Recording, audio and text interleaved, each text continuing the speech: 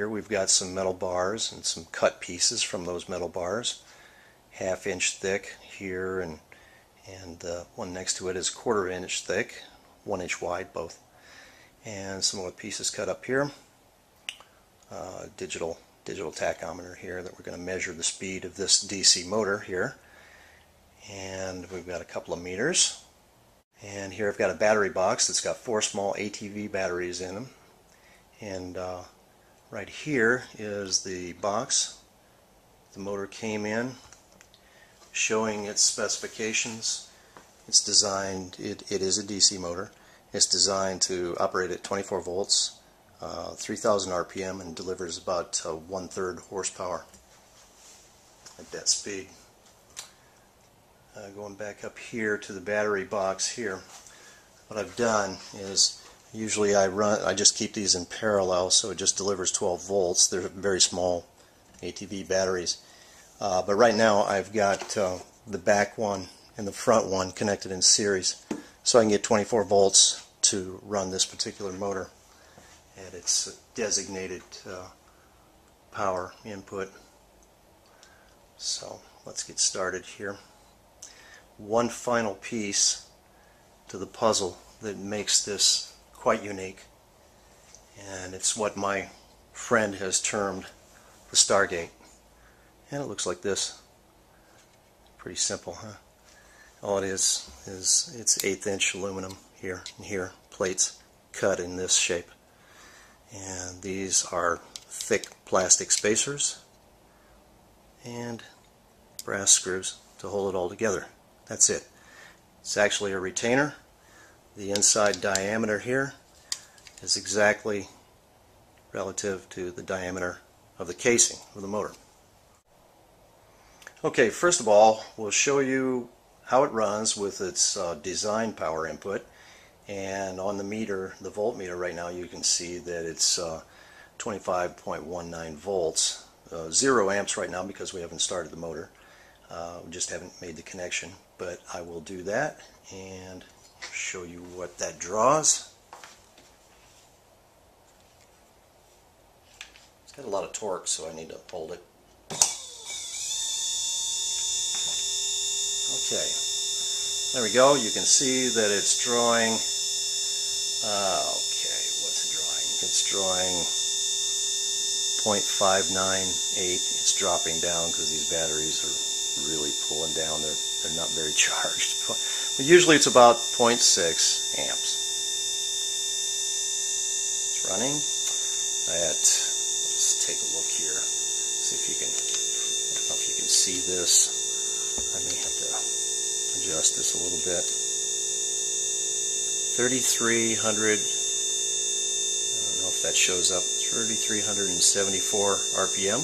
Now what we're going to do is change it back to 12 volts and see if we can reach the motor's full potential, 3,000 RPM, using 12 volts and far less input power regarding watts. The Stargate, and it simply slips on onto the motor, just slides over the case. And if you notice, I've got some marks on the case here. Let me move this plastic out of the way. I've got some marks on the case here. I don't know if you can see that very well. This is 4, this is A, this is 3. It's in correlation to what we're going to add inside these slots. But the casing of this DC motor is about 1/8 of an inch thick. So what we need, if we just put a magnet on there, the casing wants to deflect the magnetic strength, the flux, outward. And we don't want that. We want it to go inward into the case. So what we do is we come in with a 1/4 of an inch backer, which is heavier than the 1/8 inch, and forces it to reflect inside to those north and south pole magnets on the stator. Now in the retainer I put 2 Neos and 1/4 inch bar steel in each of the large positions, and just one of the small ones in each of the little narrow slot positions. Let's see what it does.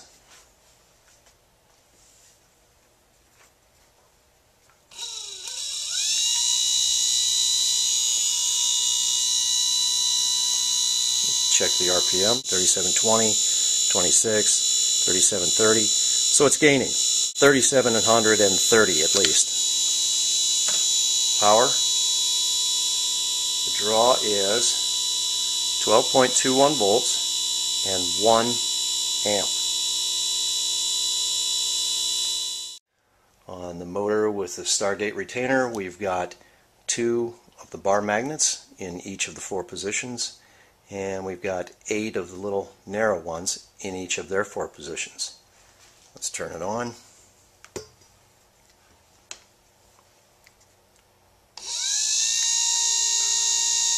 see what the RPM is.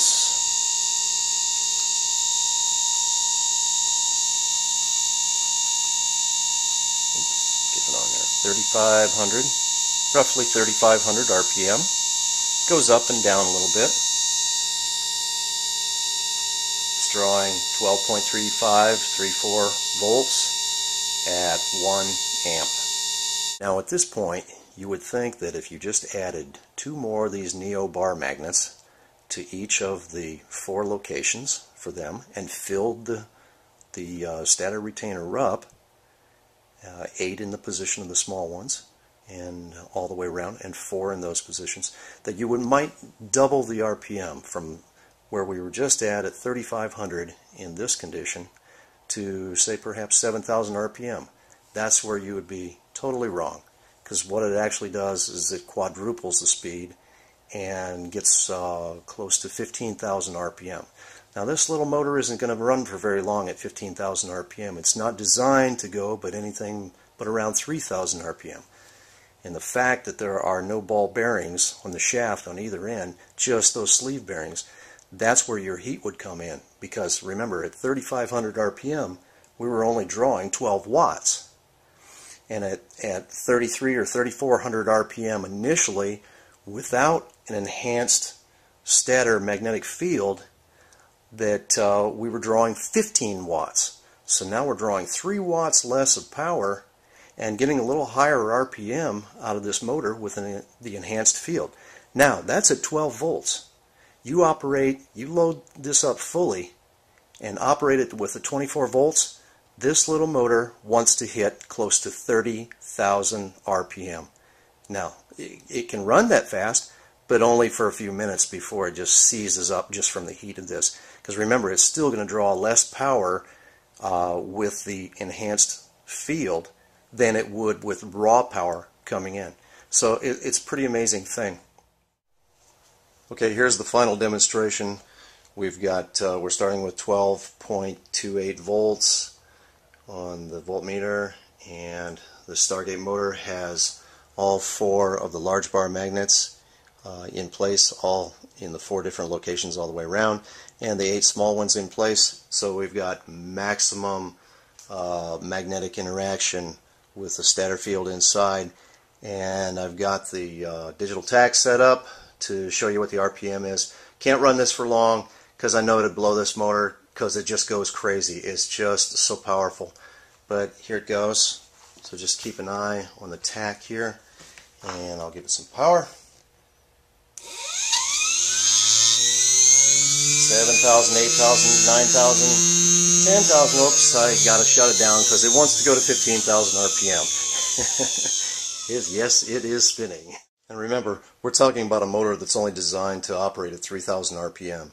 So to have all this less power input and get this kind of output out of it by just enhancing the magnetic field, truly a Stargate operation.